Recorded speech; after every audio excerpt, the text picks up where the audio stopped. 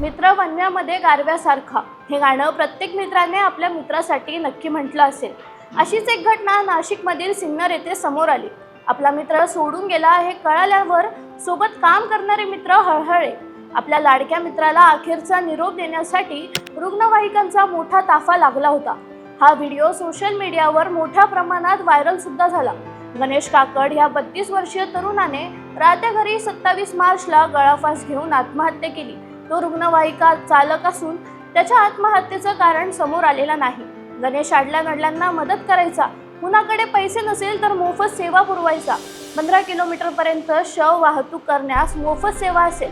Police असो की पत्रकार, डॉक्टर असो किंवा रुग्णसेवक या सर्वांना मदत म्हणून गणेश काकड अग्रेसर असायचा। त्यामुळे त्याने टोकाचं पाऊल उचललं तेव्हा सगळ्यांनाच धक्का बसला।